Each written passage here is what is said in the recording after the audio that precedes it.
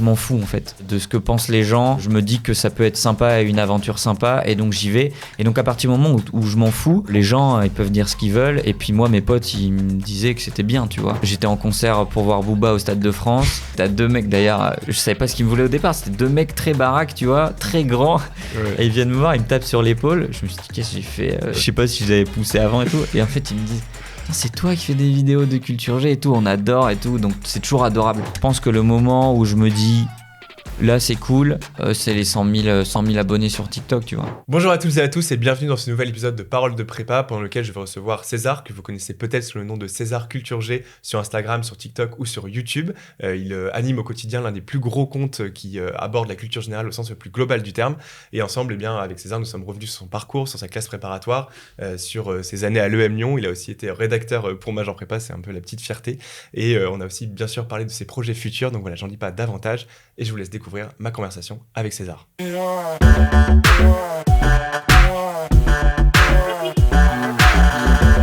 Salut César. Salut Dimitri. Et ou devrais-je dire plutôt César Culture G, parce que c'est le nom du média. C'est le nom du média du coup, ouais. Il s'appelle comme ça. Effectivement, alors bon, quelques chiffres avant quand même, histoire de montrer un petit peu l'étendue de ce que tu as fait, si j'ose dire.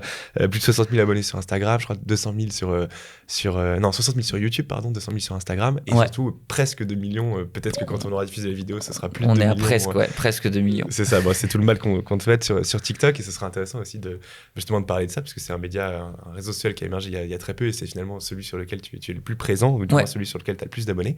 Mais tout ça, évidemment, c'est peut-être un peu avancé dans l'histoire. Alors, je te propose de revenir un peu dans l'ordre chronologique et puis te présenter déjà dans un premier temps. Ouais, complètement. Donc, moi, je m'appelle César. Donc là, j'ai 23 ans quand on tourne, mais à mon avis, quand elle sortira, j'aurai 24 ans. C'est quand ton anniversaire ? C'est le 8 juin, c'est jeudi, là. Ah oui, bon, oui, effectivement. Bon anniversaire. Donc, normalement, ouais. Donc, 24 ans. Et puis, j'ai créé un média de culture générale qui s'appelle maintenant César Culture G. Donc, avant, il s'appelait What's Up World et j'ai changé de nom.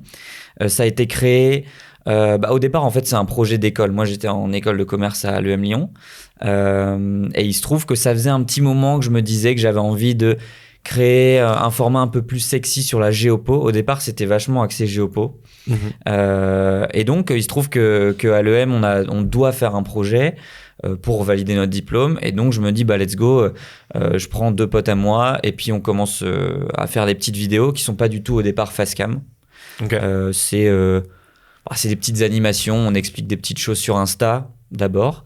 Et puis, une fois ça validé, moi je me dis, on est en octobre 2020, c'est le 2e confinement, on commence déjà à avoir un peu émergé TikTok. Et je me dis, mais il n'y a quand même pas beaucoup de contenu un peu éducatif là-dessus. Si je dois prendre le pas à un moment, je crois que c'est maintenant, quoi. Et du coup, je me dis, let's go.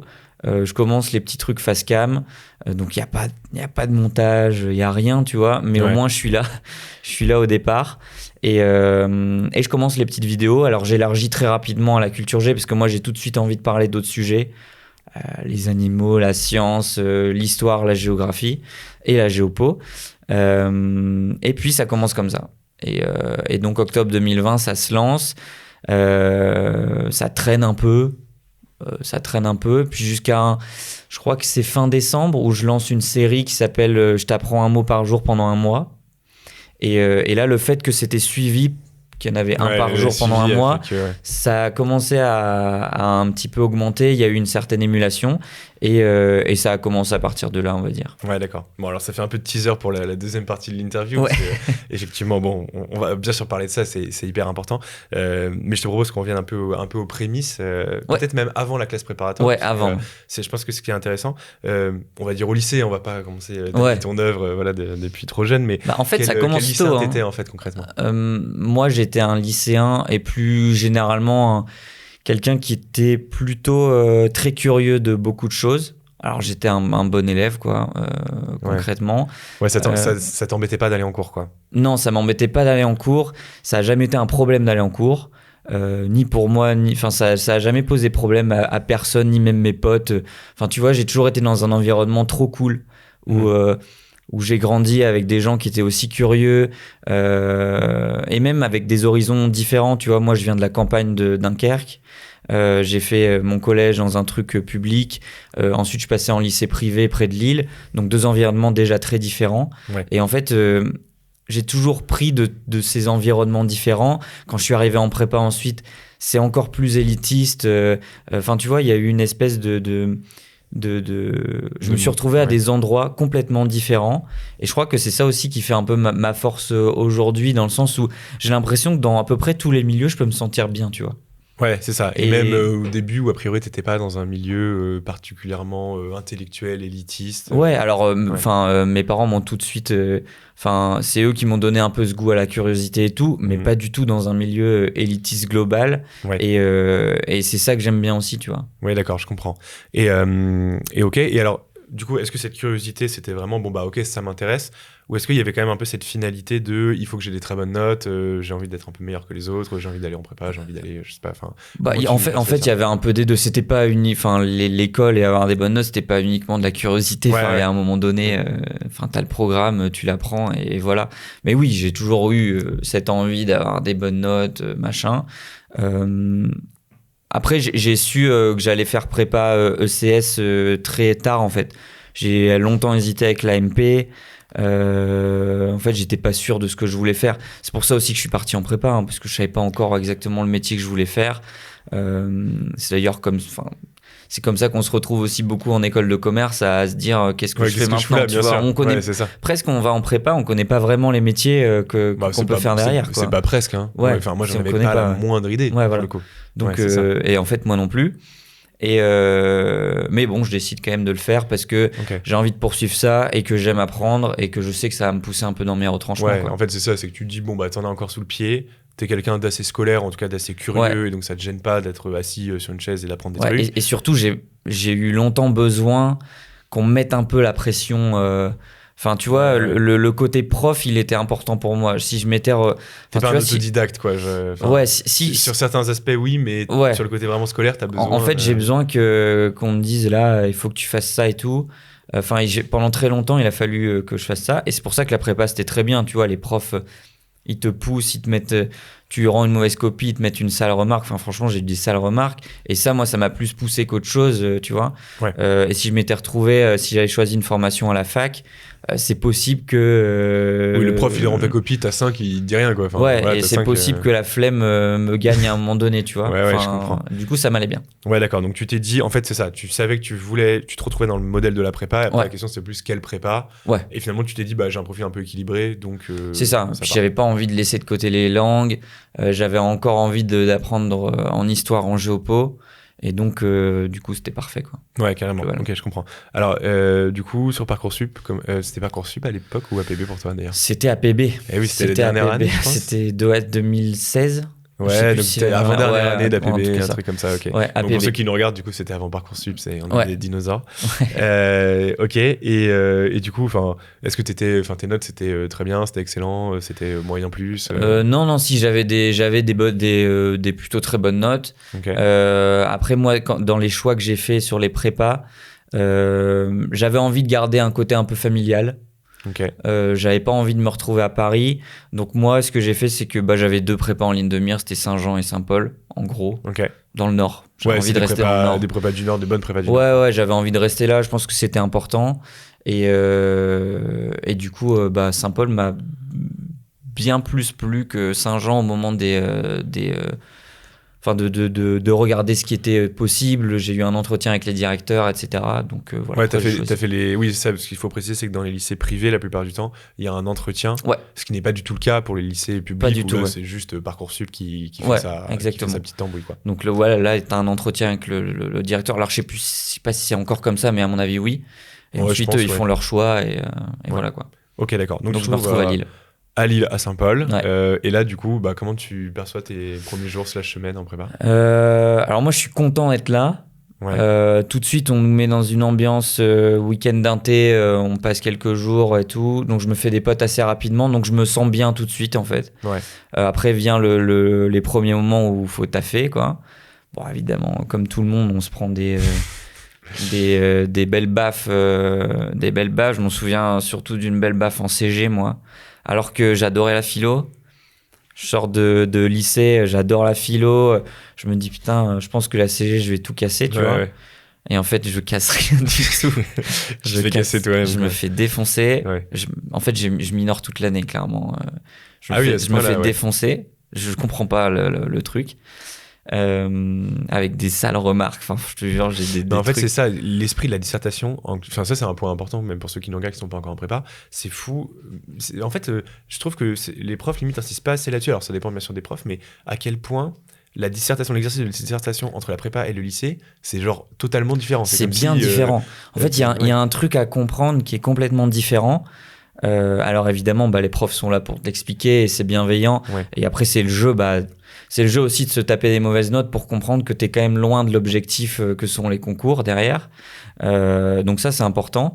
Mais oui, l'exercice, il est différent. Mais en fait, dans toutes les matières, j'ai envie de dire, en maths, premier, deuxième mois, on se prend quand même des... Non, mais tu prends cher, c'est parce que c'est grave, c'est plus dur. Ouais. Ça reste des maths, c'est juste des maths plus durs. Voilà, tu comprends pourquoi c'est plus dur. Mais je trouve qu'au lycée, t'as vraiment un côté très récitatif de la dissertation, alors que là, on te demande de démontrer un truc. Exactement. Genre, tu peux connaître ton cours sur le bout des doigts et te taper un gros 5 parce qu'en fait, t'as pas réfléchi assez. T'as juste balancé ton cours et c'est ça. Ciao, quoi. Et en fait, ça suffit plus. Oui, c'est ça. Ça suffit plus. Et c'est ça qu'il faut un petit peu comprendre. Alors, il y a des gens qui le comprennent très vite ou même qui sont très vite dedans. Puis moi, j'ai mis du temps à le comprendre. Finalement, je l'ai compris et ça s'est très bien passé. Mais il faut faire cet exercice sur soi. Un peu d'humilité aussi, ça fait pas de mal pour beaucoup de gens à ce moment-là.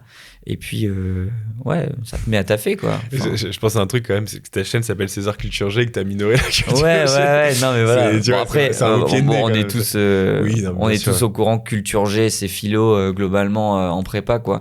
Ouais, c'est quand même philo-lettres. Philo-lettres, c'est quand même très différent de ce que moi j'appelle la culture G sur mon. Oui, au sens très, très, très général du terme, quoi. Où je parle de plein d'autres choses, quoi. Oui, bien entendu. Non, mais oui, bon, c'est plus l'anecdote qui est un peu rigolote. Ouais, mais l'anecdote est marrante. Mais sinon, globalement, ça se passe bien parce que je me sens bien là-bas. C'est une classe où je me fais plein de potes. Et du coup, non, mais l'environnement me plaît. Je me sens pas largué. En fait, c'était ça aussi un peu ma crainte. Est-ce que je vais être largué ? Tu sais, on sait jamais. On arrive dans cette classe. J'ai l'impression que tout le monde était un bon élève au lycée. Oui, et t'as tendance à surestimer vachement les autres aussi. Quand tu regardes les pourcentages à la fin, tu te dis, techniquement, il y a autant de personnes qui finissent là, où je vais être. Et en fait, ça se démarque assez rapidement, quoi. Même si après, il y a beaucoup, beaucoup de taf et qu'il y a des gens qui arrivent à faire des remontées exceptionnelles, ce qui est trop bien. Mais je me dis où je vais me situer, quoi. Ouais. Et alors, du coup, tu te situes où ? Parce que Culture G, c'est pas dingue, du coup, au moins en première année. Ouais. En gros, je me situe premier tiers. En gros. Pas mal. Ouais. Jamais dans les 15 premiers. À peu près, premier tiers, on va dire. Parce que vous êtes combien à Saint-Paul ? Vous étiez combien ? Il y a 2 classes, ça faisait des Alors, je me souviens plus exactement sur la première année parce qu'il y a des gens qui s'en vont ensuite. Mais je crois que ça doit faire du 70. Oui, 80. Vous êtes notés ensemble sur les concours blancs, quoi. Ouais, c'est ça. D'accord. C'est ça, c'est tout mis. Donc le top tiers, c'est 25. C'est ça. Top 25. En gros, c'est ça, c'était entre 20 et 25. Ouais, d'accord. On va dire. Ok.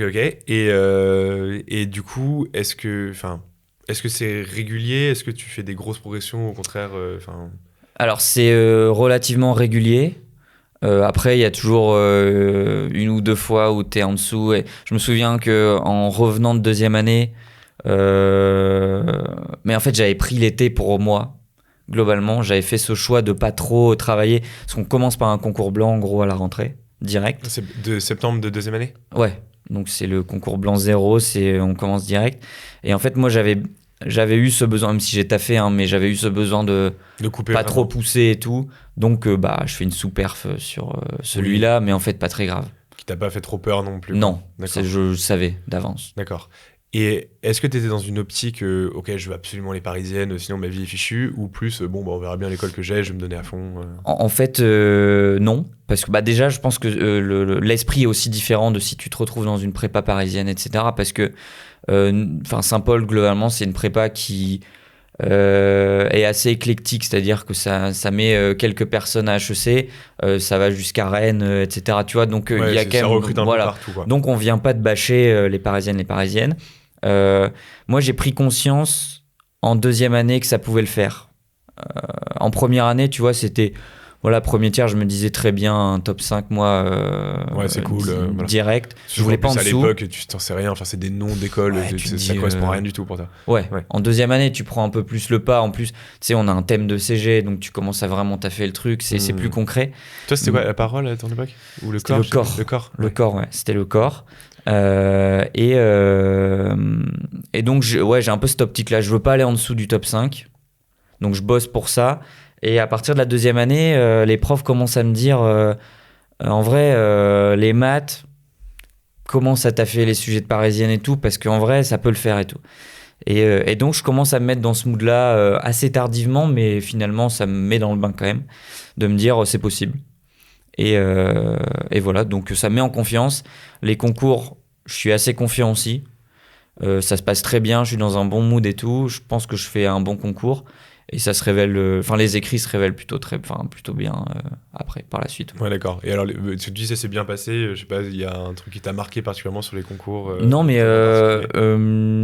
rien s'est mal passé, si tu veux. Ouais, et tu vois, je fais écrit comme juste avant pour me mettre dans le mood parce que c'était important. Et je sens que mes semaines de révision étaient bénéfiques et ça peut bien se passer, quoi. Ok. Il fait beau, je me sens bien. Ouais, t'es bien. Tu vois, je suis pas en mode putain, même écrit comme je le rate, fait chier pour la BCE, tu vois. Ouais, t'étais bien pendant tes concours, c'était pas un moment désagréable. Ce qui est trop bien, parce qu'en vrai, ça peut très bien se passer différemment, tu vois. Ouais, d'accord. Donc, du coup, tu prépares les parisiennes pendant les. Du coup, je prépare les deux. Ok. Je fais pas un focus parisienne parce que je suis pas assez confiant là-dessus.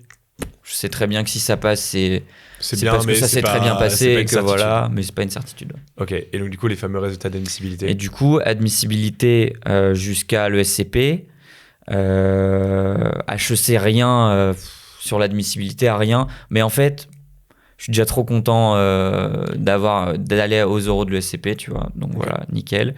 Et puis ensuite se passent les oraux. Les oraux se passent tous très bien, sauf le SCP que je chie, quoi, concrètement. Qu'est-ce que t'as raté? C'était l'épreuve... Parce que non, à l'époque, il n'y avait pas d'oral de géopo, non? Il n'y avait pas d'oral de géopo. Donc juste, je commence par les maths à 9h. Ouais, maths, entretien. Ouais, maths, entretien, langue. Ouais. Je chie les maths, quoi. Parce que je me prends un sujet que j'ai pas du tout préparé sur les... putain, j'ai oublié le nom. Ouais, c'était il y a un moment. Les I, là. Les complexes? Les complexes, ouais. Donc, oui, voilà, putain, non, mais je savais plus comment ça s'appelait. Ouais, tu vois, les prépas, mais bon, oui. Non, mais en prépa, c'est sûr que on est un peu matrixé en prépa. Ouais, donc je tombe sur un sujet sur les complexes que je maîtrise pas du tout. Et tout le contexte, je me suis mis un peu plus de pression aussi parce qu'il y a cet oral de maths, parce que c'est le SCP. Donc je me chie, aucune excuse. Voilà, ouais, mauvaise note. Et sur les autres épreuves, moyen.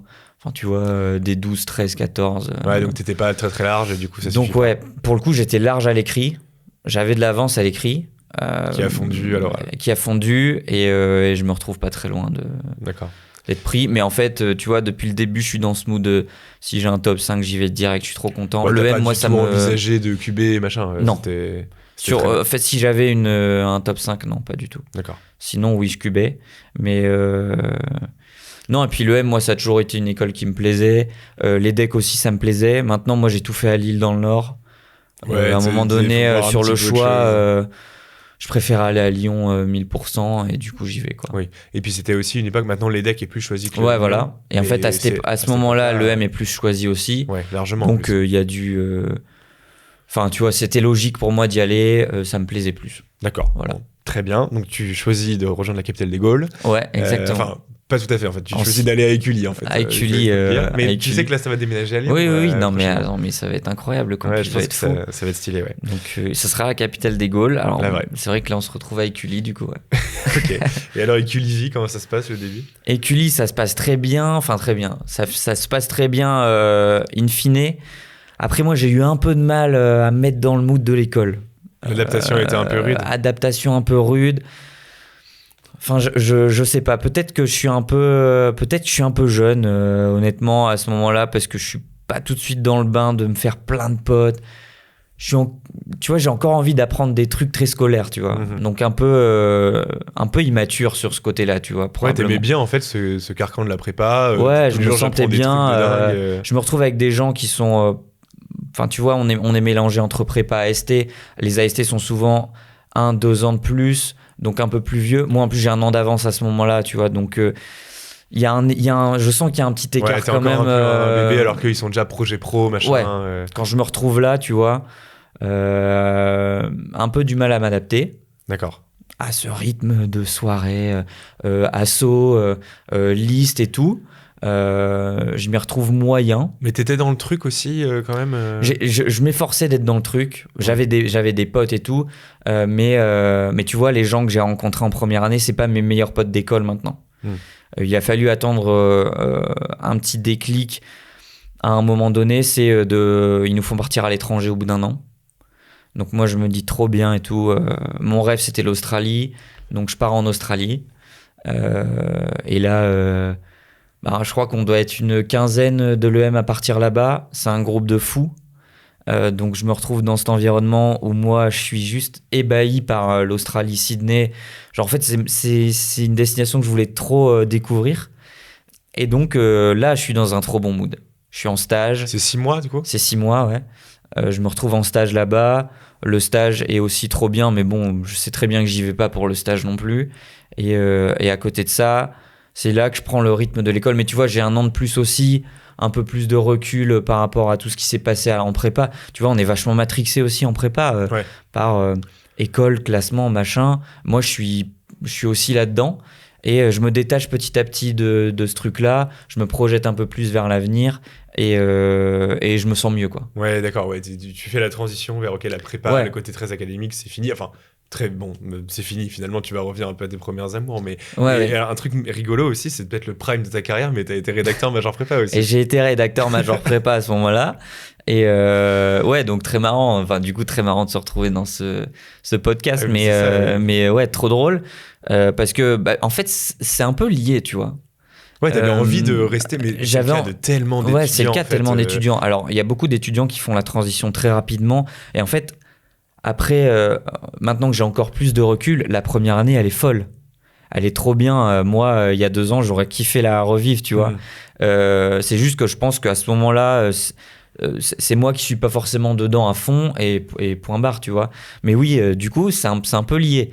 Genre, je me dis, faut que je trouve un truc... un peu plus intellectuel ou ouais, te raccrocher à quelque chose que t'as bien aimé. La géopo, j'ai adoré, moi. Enfin, c'est un truc que j'ai adoré. J'écrivais en géopo.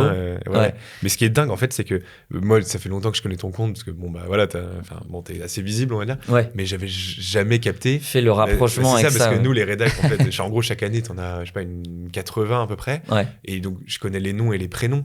Mais je connais pas les visages la plupart du temps. Ouais, complètement. C'est un moment où je pense que je t'ai vu sur LinkedIn et du coup j'ai vu ton nom de famille. Je me suis dit, attends, mais César Roussel, je connais.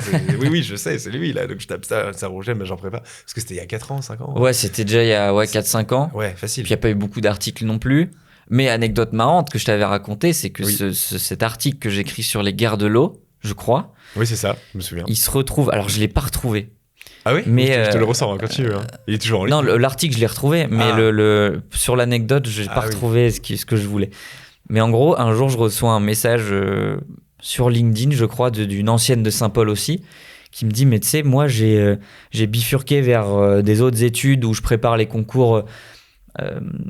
Je crois que c'était pour des fonctions liées à la police, etc. Ouais, tu vois, les gendarmeries, c'est ça, je crois. Ouais, alors je sais plus exactement, mais en gros, ces fonctions-là, un peu poussées, et elle m'a envoyé un message parce que mon article s'est retrouvé dans le sujet cité, et en fait, elle m'envoie la photo, et je vois qu'en fait, le sujet...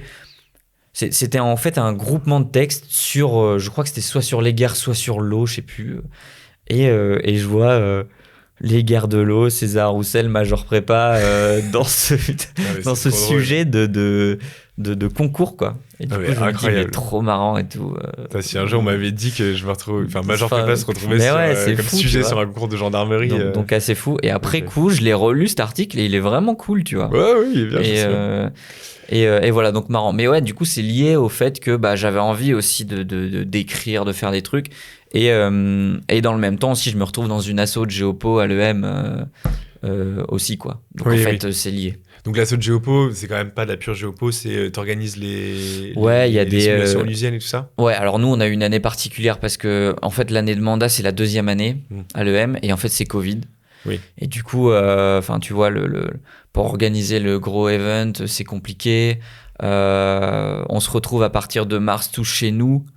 Donc, forcément, t'es moins dans le mood. Ouais, bien sûr. Tu sais, tu peux pas présenter tes trucs. En plus, les assos, comme celle-là, c'est des assos où on a besoin de voir les gens. Ouais, bien sûr. Parce que tu vois, c'est pas des assos qui sont réputés les plus fêtards et tout. Donc c'est plus dur de se faire voir. Et on avait besoin d'être sur le campus à ce moment-là, quoi. Mais bon, voilà. Comment elle s'appelle déjà cette asso? C'est Diplomate. C'est Diplomate, c'est Ouais, ça. Diplomate. Ouais, parce qu'on avait à un moment où vous écriviez des articles et on avait un partenariat aussi. Ouais, Il y avait des articles de Diplomate qui se retrouvaient sur Exactement. et Et tout, donc ouais. Diplo. Ouais. Et voilà. Et donc après cette expérience en Australie qui est folle, j'ai des potes qui montent une autre asso qui est une asso de bons vivants, de pêche et tout. Et donc je décide aussi de rejoindre cette asso-là. Et en fait, ça fait un peu J'ai toujours été un peu depuis tout petit entre deux chaises, entre le fait d'être bon élève et le fait d'avoir toujours des potes qui veulent s'amuser aussi et de vouloir le faire. Et donc ça me représente bien. Je me retrouve dans 2 assos bien différentes. Et voilà. Tu trouves ton équilibre un peu comme ça. Un peu d'équilibre, ouais. Donc, ok, bon, tu te Au sens fur et à plus mesure. épanoui au Ouais. fur et à mesure de ton cursus. Et alors, quand est-ce que vraiment, donc tu en as parlé un peu en préambule, mais quand est-ce que cette idée de commencer à produire du contenu, alors là, j'ai plein de questions là-dessus parce que j'ai pas l'impression que tu sois non plus la personne qui a le plus envie de se mettre en avant de la Terre. Et mine de rien, là, c'est bon, bah, coucou, voilà ma tête. Ouais, coucou. Alors, pas au début, ce que paf. tu disais, mais coucou, voilà ma tête. Ouais. En plus, tu as choisi de renforcer ça parce que maintenant, ta chaîne, ce qui n'était pas le cas avant, Il y a s'appelle mon nom, comme ton prénom, voilà. comme peut le faire Hugo Décrypte. Voilà, d'ailleurs. exactement. Donc, ça, je pourrais l'expliquer aussi pourquoi ce choix, parce que c'est intéressant aussi. Bah ouais, carrément, c'est ça. Donc comment tout ça vient et à quel moment aussi tu te dis, mais attends, ce truc, en fait, c'est un peu plus intéressant que prévu et peut-être que de creuser le truc. Et à un moment donné, je me pose la question, est-ce que c'est mon taf ou pas, quoi, aussi. Ouais, donc ça. en fait, il y a le tout début, il est quand moi je veux postuler à l'asso de Géopo.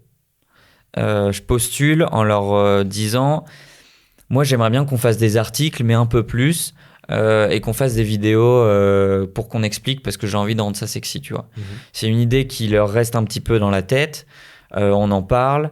Ça se fait pas très concrètement, mais à un moment donné, quand arrive mon mandat, on se dit ce serait quand même bien de le faire. En même temps, je vois qu'il y a un truc à faire, moi personnellement, derrière. Genre, je sens qu'il n'y a pas une émulation de fou sur ce truc-là et que c'est moi le plus motivé à le faire.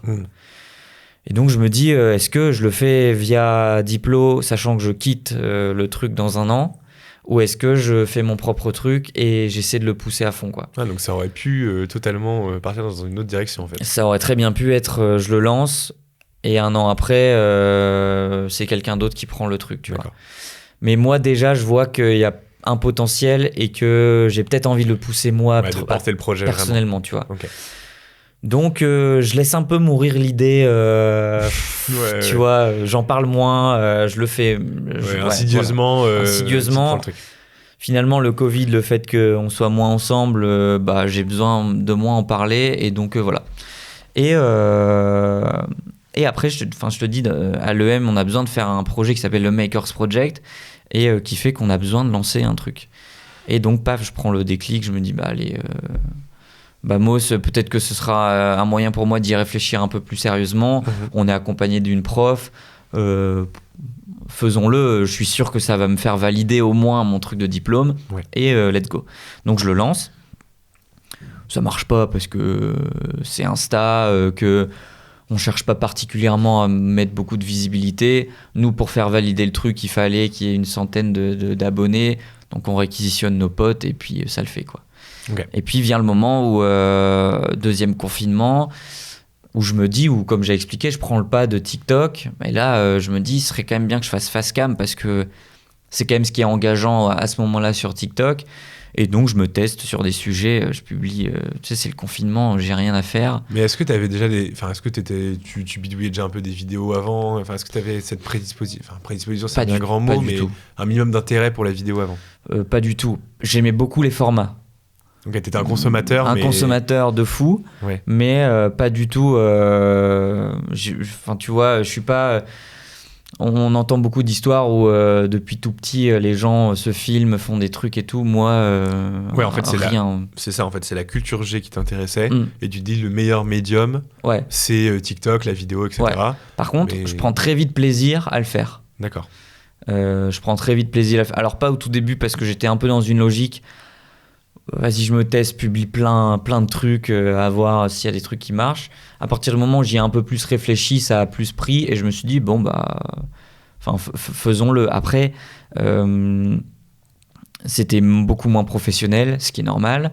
J'avais aussi beaucoup moins de temps parce que je me retrouve très vite en stage. Donc, deuxième confinement, on est fin 2020. Ensuite, stage en conseil à partir de janvier. Donc forcément, moins de temps pour le faire. Parfois, je fais mes trucs sur les heures du midi, sur le soir, mais j'ai moins de temps, quoi. Mais ton niveau de déter, c'était quoi? Parce que bon, quand tu stages en conseil, a priori, c'est que bon, tu te dis que tu vas suivre la voie un peu classique de quelqu'un qui sort d'une top école et qui va faire du conseil, de la finance. Mais en fait, je me rends très vite compte que c'est pas de fou fait pour moi. Ouais. Je me retrouve dans une mission bourbier de fou. Donc, je prends vite conscience que c'est peut-être pas ça que j'ai envie de faire de ma vie. Enfin, tu vois, moi, je suis quelqu'un, je me projette vachement sur ce que les gens font. Et là, mon manager en question, il était dans son taf et tout, mais j'avais pas envie de faire comme lui à son âge, à ce moment-là. Ouais, tu disais, oula, j'ai pas envie de devenir ce mec dans 5 ans. Ouais, voilà, exactement. Okay. Et pour autant, mon compte commence à marcher. En tout bien, tout honneur, tu vois, mais je me dis que potentiellement, il y a un truc à faire. Okay. Donc, je lâche pas. Je continue de publier régulièrement parce que je pense que c'est ça qui est important. Et comment, question subsidiaire, mais comment c'est reçu par ton entourage? Est-ce que déjà à l'époque, t'assumais que t'avais derrière la tête un peu cette idée-là, quand bien même t'avais déjà un peu le conscience du truc? En fait, j'assumais pas parce que... Enfin, je suis très conscient à ce moment-là que les réseaux, du jour au lendemain, tu peux juste... Ça peut ne plus marcher, tu vois. Oui, et puis j'imagine que si tu t'expliques à ta mère, ouais, le conseil, tu sais, mais par contre, TikTok... ouais, voilà. Enfin, après, mes parents, ils sont très compréhensifs, pardon. Ouais. Et voilà, ils me laissaient faire mon truc. Même, je crois qu'à ce moment-là, j'en parlais pas trop. Hein. Et tes potes, entre guillemets, ils se foutaient un peu de toi ou non? Mes potes, ils se foutaient pas de moi, en fait, parce que comme moi, je m'en fous... Enfin... Et pareil, ça rejoignait un peu ce côté où je me sentais mieux à ce moment-là. C'est que je m'en fous, en fait.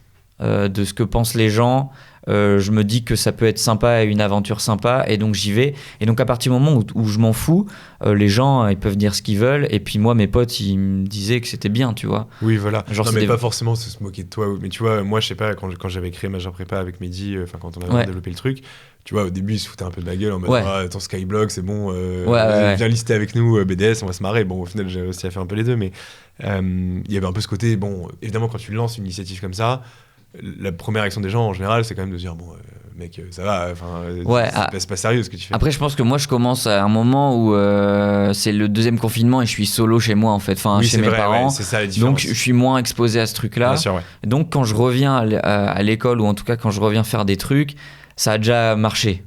Donc t'es en mode et marché c'est quoi du coup quand tu reviens, c'est quoi un peu les métriques Franchement, qu'est-ce qui t'a fait percer? Je sais plus exactement, mais comme je t'ai dit, il y a ce premier truc où j'apprends un mot par jour pendant un mois qui fait que ça ramène un peu de monde. Mais quand je te dis ça ramène du monde, tu vois, il y a 20 000 personnes peut-être. Après ça, chaque vidéo ou abonnés non, abonnés, on va dire abonnés. Ouais, 20 000 abonnés, bon, c'est bien, mais c'est pas... Voilà, c'est bien, mais bon, t'en fais pas. Enfin, c'est pas ça qui va me faire vivre, je le sais très bien, tu vois. Sûr. En plus, à ce moment-là, il n'y a aucune monétisation ni rien. Bien sûr. Mais non, je pense que le moment où je me dis, là, c'est cool, c'est les 100 000 abonnés sur TikTok, tu vois. Ok, c'est ce palier-là un peu qui t'a marqué. Ouais, en fait, par palier, tu vois, même sur Insta, moi, Insta, je le considère... T'as commencé les trois en même temps? YouTube, Insta, TikTok ou... Non, TikTok. YouTube, ça fait...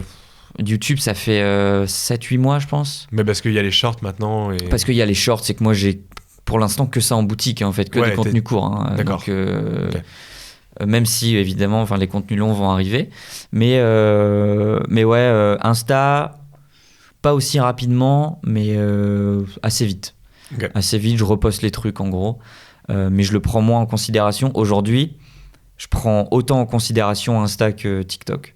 Parce que même s'il y a, entre guillemets, que 200 000 par rapport à 1,9 million sur TikTok, les 200 000 sur Insta, ils sont presque aussi puissants que les 1,9 sur TikTok, tu vois. Dans quel sens puissant, tu veux dire? Les gens, ils sont plus engagés.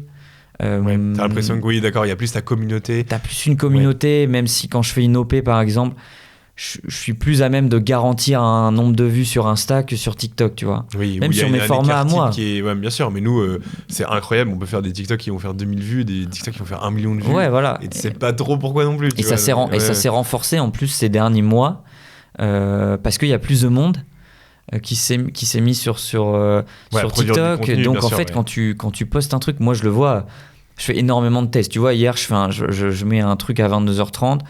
Je teste, c'est un format du soir. Je me dis, j'ai envie de faire un truc musique chill, sans vidéo, rien, juste la voix. Et donc, je mets le truc, je teste, je vois si ça marche ou pas. Et en fait, ça marche pas, tu vois. Mais tu fonctionnes comme ça. Ouais. Tu essaies de comprendre petit à petit. J'essaie de comprendre l'algo, ce que veulent les gens. Ouais. Mais tu vois, je pense que. Donc, ça, je l'ai mis que sur TikTok. Je pense que si je le mets sur Insta, je peux garantir un niveau de vue sur celle-là, alors que sur TikTok... Ouais. Là, en fait, ils s'en fichent du nombre d'abonnés. TikTok, limite, c'est est-ce que vraiment ta vidéo... Ouais, alors il y a quand même une importance parce que en moyenne de vues, c'est quand même plus important que si j'avais pas d'abonnés, tu vois. Évidemment. Mais il n'y a pas de garantie. Le type est beaucoup plus important. Beaucoup plus fort. Ouais, c'est clair. Tu regardes les vidéos, il y a 2 semaines, je poste un truc sur les orques. Comme la semaine d'avant, j'avais posté un truc sur un autre animal, je sais plus, tu vois, mais pour moi, les 2 vidéos se valent à l'instant T. Ouais. Les orques, ça fait 3,5 millions. L'autre, elle fait 200 000. Alors, j'étais déjà content des 200 000 parce que c'est cool. Mais tu vois, tu comprends pas pourquoi il y a... pourquoi c'est fois 15-20 le truc, tu vois. Ouais, je comprends. Et alors, si on revient justement sur la deuxième partie de ma première question. Ouais, je me suis un peu perdu. Il y a 14 milliards de questions, mais ton rapport à ça, alors déjà ton rapport peut-être à ton image, parce que du coup, tu t'exposes physiquement, tu mets ton nom, c'est facile de t'identifier. Ouais. Déjà, est-ce que ça t'arrive qu'on te reconnaisse? Est-ce que tu le gères bien? Et est-ce que tu trouves que tu as un rapport encore sain à ça? Parce que tu dis que tu fais beaucoup de tests. Ouais. Et du coup, par exemple, est-ce que c'est comme un crève-cœur quand tu vois qu'une vidéo fonctionne pas? Quel recul tu as sur le truc? Alors, quand c'est des tests et que je fais ça assez rapidement, ça me crève pas le cœur. Genre là, moi, tu vois, et c'est un peu à la fois une qualité et un défaut, c'est que moi, je suis quelqu'un qui est hyper créatif et en fait, j'ai toujours plein d'idées et j'ai toujours envie de faire plus de trucs. Et tu vois là, hier matin, je réfléchissais, je me suis posé, je me suis dit qu'est-ce que je pourrais faire et tout. Et j'ai pensé à ce nouveau format, mais du coup, dans la foulée, je le fais parce que ça me trotte dans la tête et je le fais, je le monte, je le fais. Donc quand c'est un truc comme ça très rapidement, ça me crève pas le cœur parce que je l'ai fait rapidement. Après, sur des formats où je passe du temps, où le monteur passe du temps, qu'on fait plusieurs versions et tout, et que ça floppe, forcément, je me dis, c'est dommage, la vidéo, elle est vraiment bien. Mais t'acceptes d'avoir des montagnes russes en permanence? Mais par contre, j'accepte des montagnes russes, ouais. Ouais, c'est ça. Ça a pu me faire un peu mal sur le... Il y a un moment donné, je regardais vachement ça, les stats et tout, journalier, parce que je poste tous les jours. Maintenant, je suis davantage dans une optique, je regarde, mais sur le mois. Et en fait, je me rends compte que c'est pas parce que les flamants roses n'avaient pas marché, voilà, tu vas pas endormir dans la nuit, quoi. Exactement. D'ailleurs, c'était les flamants roses. C'est vrai? C'était les flamants roses, celle d'avant. Absolument au pif, là. C'était une vidéo sur les flamants roses qui a beaucoup moins marché, mais qui a fini par 2 semaines après, elle a pété. Ouais, comme quoi. Enfin bref. Et non, mais par contre, le rapport que j'ai à ça, il est très sain. Parce que oui, je monte ma tête et tout. D'ailleurs, je pense que toi aussi, tu t'es posé la question à un moment donné. Est-ce que j'ai envie de montrer ma tête sur les vidéos et tout? Oui, c'est vrai. Et tu vois, moi, j'en pas, ça existe depuis des années. Mais maintenant, je me fais très souvent, j'exagère, mais si tu assez régulièrement interpellé. Logique. Ah ouais, d'accord, je vais dans les écoles, bien sûr. Mais même en Omni, au McDo, machin, tu vois. Et ce qui arrive, Major n'est pas beaucoup plus connu qu'avant, mais ma tête est plus connue qu'avant. Forcément, et tu t'identifies. Et enfin, les gens s'identifient. C'est pour ça que je l'ai fait aussi, parce que le face-cam interpelle aussi beaucoup plus. C'est pour ça que j'ai changé de nom et que j'ai mis César dedans, parce que la réflexion, c'est quoi? C'est que des Césars sur les réseaux, il y en a pas. En fait, j'ai regardé, il y en a quasi pas. Oui, le prénom en tant que tel. Ouais, donc le prénom en tant que tel, voilà. Ouais. Si je m'étais appelé Tom ou Jean, il y en a d'autres, et donc on peut pas dire, tiens, c'est Jean. Ouais. Non, enfin. Bon, alors après, Hugo Décrypte, c'est random son prénom, mais comme c'est Hugo Décrypte, il est tellement connu. Oui, voilà, mais c'est un autre niveau en fait. Enfin, tu vois, Hugo, c'est un clairement haut niveau, il est là depuis beaucoup plus longtemps. C'est des formats où il est... Tu vois, sur YouTube, il y a une grosse différence, par exemple, avec YouTube ou les formats short. C'est que YouTube, quand une vidéo marche, bah, les gens ont passé 15-20 minutes avec toi, tu vois. Moi, ils ont passé 1 minute, 1 minute 30 pour ceux qui ont regardé jusqu'au bout. Oui, et tu laisses moins des éléments de ta personnalité paraître beaucoup aussi, moins, je pense. Beaucoup moins. C'est pour ça que je suis hyper excité de faire le truc sur YouTube, parce que ça va aussi plus me ressembler.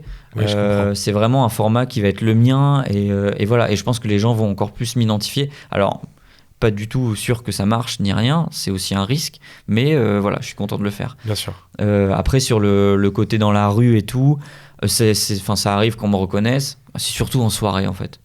Ouais, c'est ça, tu te fais random soirée, je t'ai vu sur TikTok. Ouais, parce que aussi, c'est des gens de mon âge, et que moi, le cœur des gens, c'est ça, hein, c'est mon âge, voire un peu plus.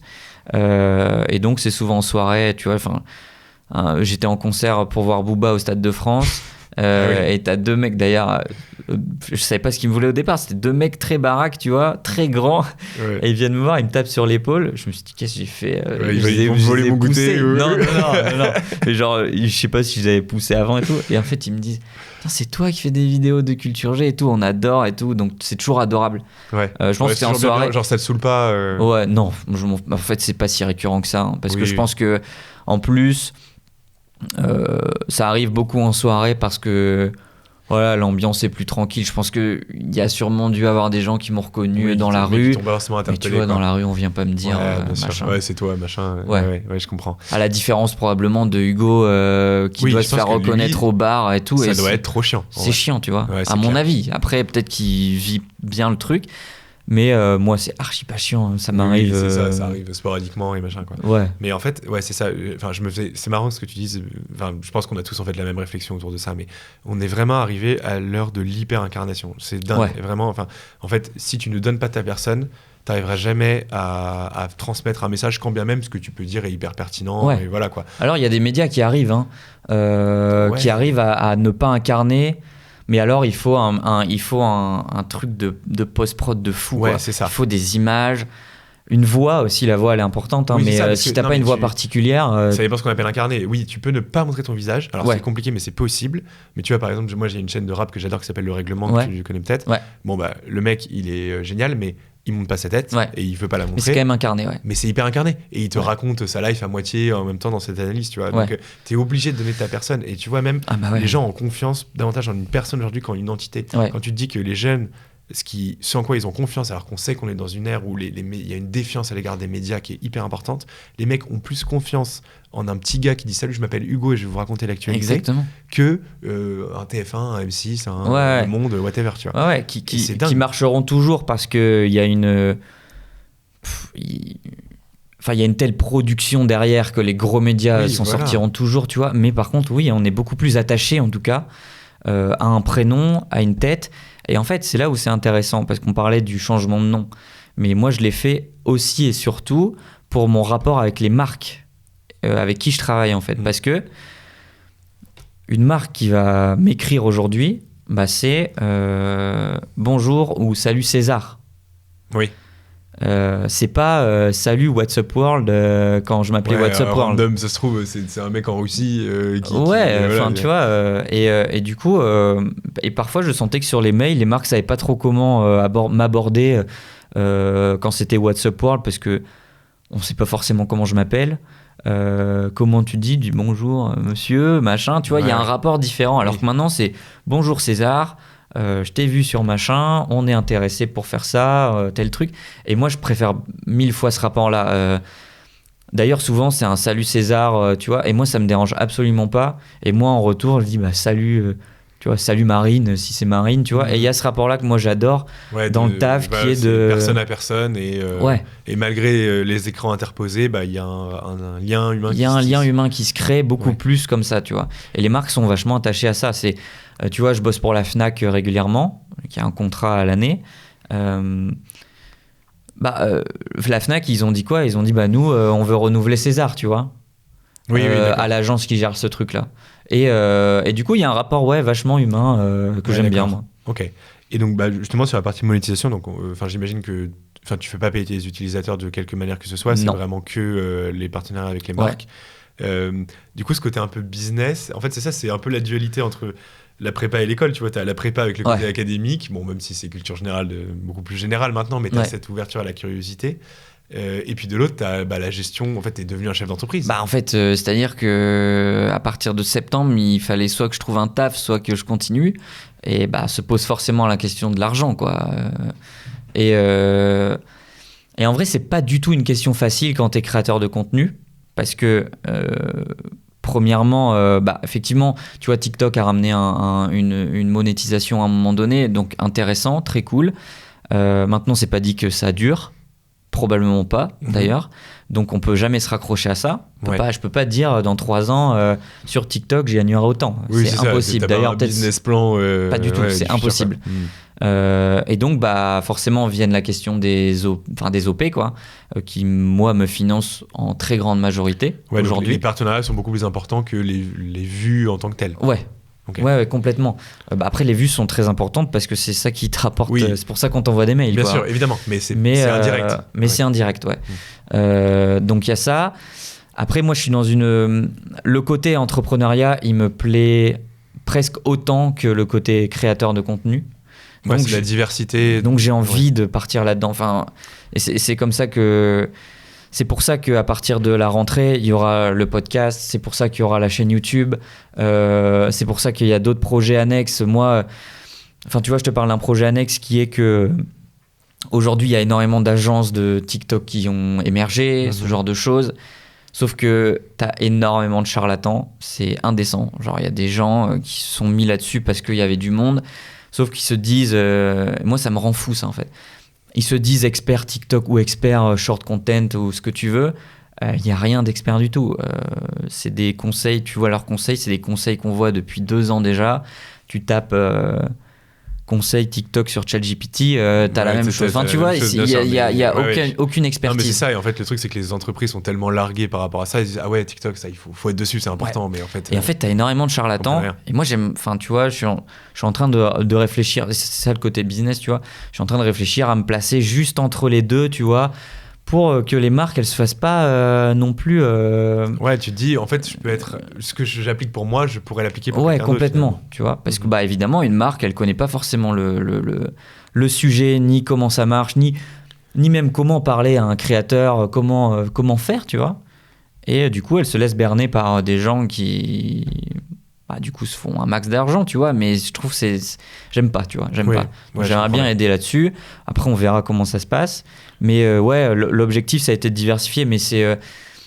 tu vois, mon mémoire de fin d'études, c'est un livre qui a été publié par une maison d'édition, justement, ils sont à côté de chez vous. Ah, Hachette ? Ouais, c'est Marabout qui fait partie d'Hachette. Oui, quoi. C'est Marabout, c'est ça, oui, parce que pour ceux qui savent pas, Hachette, c'est littéralement à 100 mètres de là où on est. Voilà, exactement. Ouais.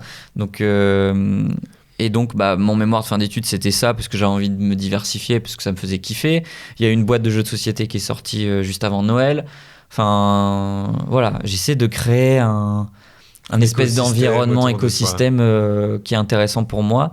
Et j'ai de plus en plus envie de partir vers l'entrepreneuriat, notamment parce que je sais très bien que la création de contenu en tant que telle, si t'es pas un top créateur, ça peut être compliqué, tu vois. En fait. Ouais, voilà. Ce sera un levier parmi d'autres de ton équilibre, on va dire.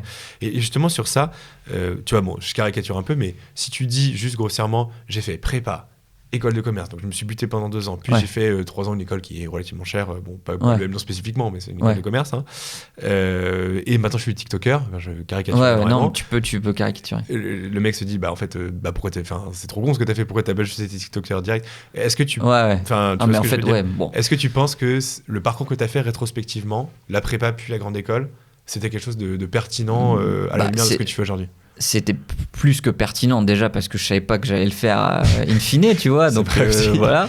Oui. Donc c'était plus que pertinent. Et aujourd'hui surtout, on parle pas d'un média ou d'un truc où j'utilise absolument pas les connaissances que j'ai pu avoir avant et où j'utilise pas le côté business de l'école de commerce. Enfin, la prépa, ça m'a aidé à être encore beaucoup plus curieux et à pousser plein de sujets, qui fait qu'aujourd'hui, j'ai envie encore d'en parler, etc., de parler de sujets, d'aller au fond des choses et tout. L'école de commerce, ça m'a permis... Moi, c'est surtout ça l'avantage que je retiens de l'école, c'est que c'était un vivier de personnes trop créatives, trop intéressant. J'ai adoré me retrouver avec ces gens-là, tu vois. Il y avait plein de gens qui voulaient créer des trucs. Moi, je me retrouve dans cet environnement. C'est peut-être probablement ça qui m'a poussé à le faire aussi à un moment donné. C'est ça, l'émulation.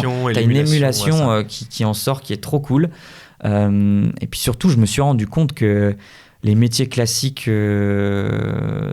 en sortie d'école, dont on nous parle beaucoup, finance, conseil, etc., c'était pas là-dedans que j'allais m'épanouir. Donc ça m'a encore plus motivé à me buter sur le projet annexe. Tu sais, tu as eu l'expérience de ce que tu voulais pas faire. Ouais.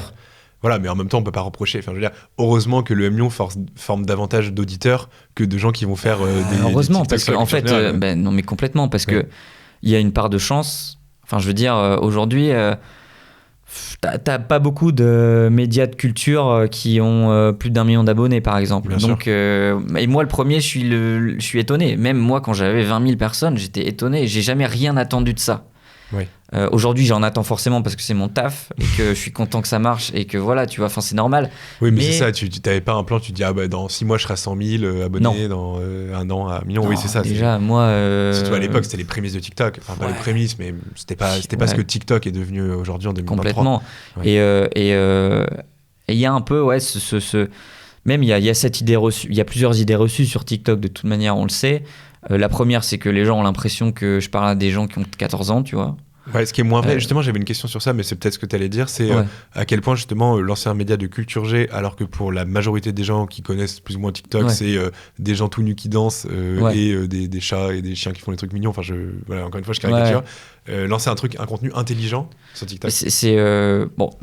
Pourquoi je l'ai fait? Parce que je me suis dit que au moment où je l'ai fait, c'était un peu comme ça TikTok. Hein. C'était les débuts, c'était beaucoup de danse, de divertissement. Moi, je trouve que c'est important aussi, le divertissement, trop cool.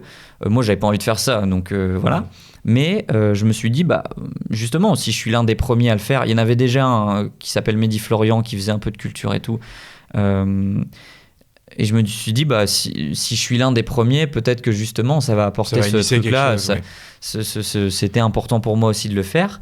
Mais oui, les gens ont cette impression que je parle à des gens qui ont 14 ans. La réalité, c'est que TikTok aujourd'hui, c'est pas du tout ça. Enfin, moi, c'est 5% de mon audience, c'est moins de 18 ans. C'est 5% seulement sur TikTok, ouais. Entre 5 et 10%. Impressionnant. Ouais. Ah ouais. En fait, c'était 10. Après, ça a fait 7, 7,5. Et aujourd'hui, on est plus près de 5%. Donc, y compris sur Insta. C'est qui le cœur de cible? Le cœur de cible. Des gens de notre âge, quoi? 25 ans. Je crois que c'est 18-26 ans. Ça représente probablement 35 à 40%. D'accord. Et les 26-34 ans, encore la même chose. D'accord, ok. Donc, c'est impressionnant. Sur Insta aussi, c'est un peu pareil. Bon, sur Insta, on est plus habitué, mais premièrement, parce que déjà, les gens qui avaient 17 ans au moment de TikTok, aujourd'hui, ils ont 20-21. Donc, c'est déjà différent. Et puis c'est comme tout, hein, ça ruisselle. Hein, donc, au début, c'est une cible en particulier. Ouais, et puis, au bout d'un moment, ça s'élargit. Bien sûr. Il y a tellement de monde sur TikTok. Et puis, si aujourd'hui, après 1 mois ou 2 d'utilisation de TikTok, tu n'as continuellement que des danses, c'est que tu choisis de regarder que des danses. Oui, c'est vrai. Oui, l'algo est fait de telle sorte que normalement, il comprend très bien ce que tu veux regarder. Moi, je suis pas un gros consommateur, honnêtement, mais j'ai un mix entre humour et puis contenu intéressant, quoi. Ouais, c'est ça. Ouais, d'accord, mais tu te butes pas non plus à TikTok. Je me bute pas à TikTok parce que ça prend trop de temps. Ouais. Puis j'essaie de me détacher de ça parce qu'en plus, moi qui suis intéressé aussi par le contenu intéressant, des fois je suis un peu, tu vois, je regarde un truc, je me dis putain, c'est bien ça. faudrait que je fasse un peu pareil. Et en fait, ça te bride un peu. Pas, et d'accord. Ok, ouais, je comprends. Non, mais c'est intéressant parce que c'est pareil. Nous, tu vois, quand on a lancé Major Prépa, le TikTok, je veux dire. Bon, pareil, on s'est dit, attends, Major Prépa, c'est quand même très intello. On s'adresse à. Presque encore plus parce que moi, je peux à la limite me permettre de faire du truc parfois plus putaclic, encore plus divertissant, tu vois. Oui, voilà, c'est ça. Alors sur Major Prépa, t'as quand même une image à tenir qui est aussi différente. A priori, c'est pas censé être rigolo, mais tu vois, on a trouvé, en fait, ce qu'il faut comprendre, là, je l'ai compris, c'est qu'en fait, moi, en tant que rédac chef de Major Prépa, je gère plus qu'un média, je gère en fait plusieurs médias, qui est le site internet de Major Prépa, la chaîne YouTube de Major Prépa, le TikTok de Major Prépa. C'est des entités différentes. On va pas mettre les mêmes contenus. Exactement. Alors il y a pas mal de contenus qu'on reprend de YouTube vers TikTok et qu'on va réagencer, voilà. Ouais. Et en fait, ce qui est intéressant, c'est qu'on a effectivement élargi notre audience et qu'on est devenu un média non pas que de gens qui s'intéressent à la prépa, enfin en tout cas de préparationnaires, même si ça reste le cœur de cible, mais de gens... Médias de culture, ambitieux, ambitieux. Okay. Ambitieux, je pense que c'est vraiment ça le terme. Okay. Et je vois aussi les contenus qui fonctionnent, et notamment les reprises de ces podcasts-là. Mais en fait, c'est des choses qui intéressent vraiment notre lectorat. Et j'étais vraiment frappé, tu vois, pour l'anecdote, en début septembre, j'ai fait un tournage, donc vraiment 1er septembre, jour de la rentrée, avec une étudiante, on filmait sa rentrée, Clara, que je salue, qui regardera peut-être cette vidéo.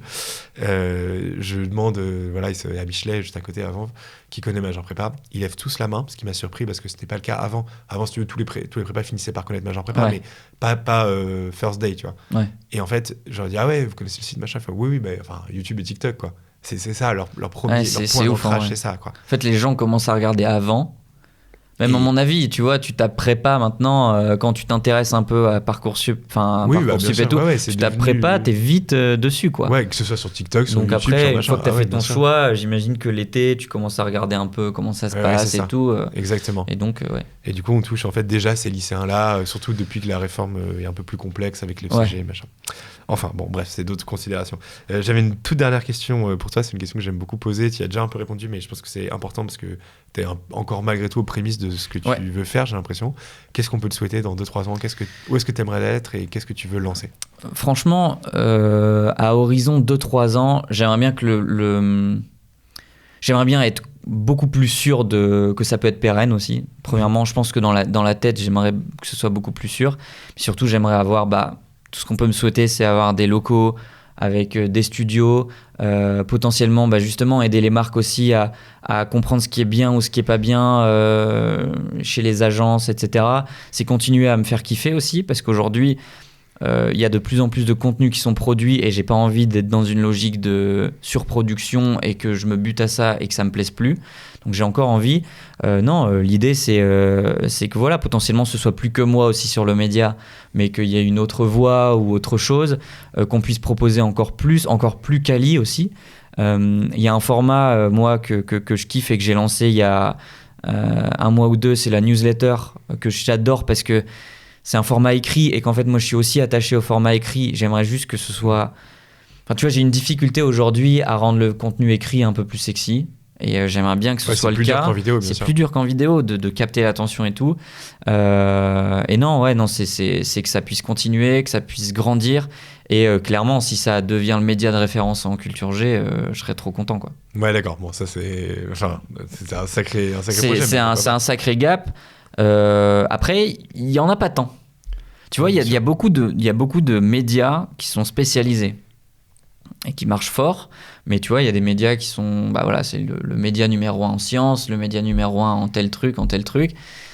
Il n'y a pas un média qui est aujourd'hui hyper puissant sur beaucoup de plateformes, que ce soit écrit ou podcast ou machin, qui est capable de parler de beaucoup plus de sujets, d'un panel de sujets bien différents, tu vois. Ouais, d'accord. Mais donc ta volonté, c'est vraiment que le projet transcende ta personne. Complètement. En fait, concrètement, moi, je m'en fous. Aujourd'hui, c'est parce que c'est incarné et que c'est moi que ça marche probablement un petit peu, parce que on m'a toujours vu dessus et tout. Maintenant, je suis pas du tout fermé à ce que ce soit plus moi. Moi, je serais toujours content d'être là parce que j'ai envie de tourner et ça me plaît et tout. Mais que ça me dérange pas que ça transcende le truc et que ça devienne un média à part entière, quoi. C'est ça. Après, le nom, tu vois, ça pourrait très bien toujours s'appeler César. Ça me. Oui, mais ça. ça quand pourrait. Même, il y a d'autres personnes. Voilà. Et c'est ce qui se passe d'ailleurs sur Hugo Décrypte. Voilà, exactement. Aujourd'hui. Donc voilà, c'est tout ce qu'on peut me souhaiter. C'est tout le mal qu'on te souhaite alors. Clairement. Merci beaucoup, César. Merci à toi.